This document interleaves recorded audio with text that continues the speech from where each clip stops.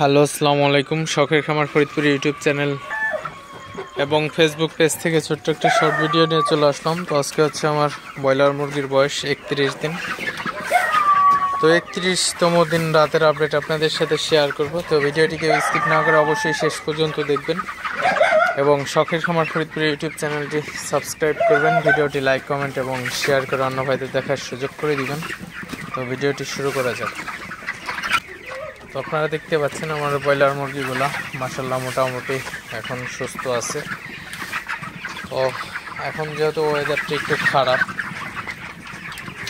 তো খারাপ বলতে ওয়েদারটা কিন্তু একদম ভালো আছে আসলে।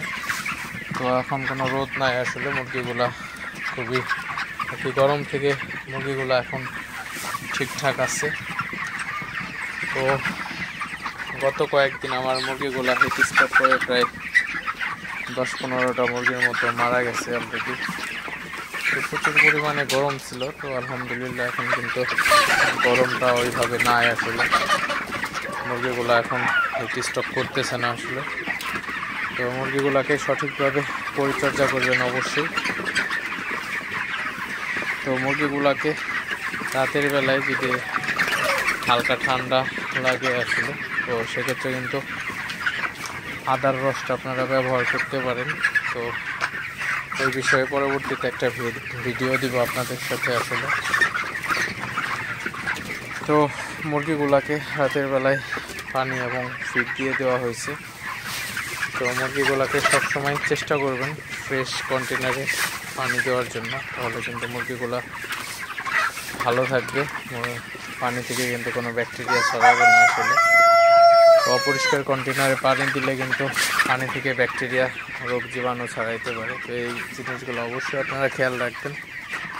সবসময় চেষ্টা করবেন মুরগিগুলোকে ফ্রেশ পানি দেওয়ার জন্য, তাহলে কিন্তু মুরগিগুলো সুস্থ থাকবে এবং ভালো থাকবে। তো আর একটা জিনিস অবশ্যই আপনারা চেষ্টা করবেন মুরগিগুলোকে বেশি বেশি তাড়াই রাখার জন্য, তাহলে কিন্তু মুরগিগুলা সুস্থ থাকবে বেশি। আর মুরগিগুলাকে যত তাড়াবেন, মুরগিগুলা হাঁটাচলা করলে মুরগিগুলা সুস্থ থাকে এবং যত সম্ভব চেষ্টা করবেন সব সময় মুরগিকে, তো আপনার মুরগির ঘরের যে কোনায় একদম মুরগিগুলা থাকে ওই মুরগিগুলাকে আপনার বেশি বেশি তাড়াইতে হবে, কারণ ওই মুরগিগুলা কিন্তু খাবার কম খায়। তো এই জন্য কিন্তু ওইগুলাকে তাড়াইতে হবে ভালোভাবে, যাতে খাবারটা ঠিকঠাক মতো খাইতে পারে, তাহলে কিন্তু ওজনটাও কিন্তু ঠিকঠাক থাকবে।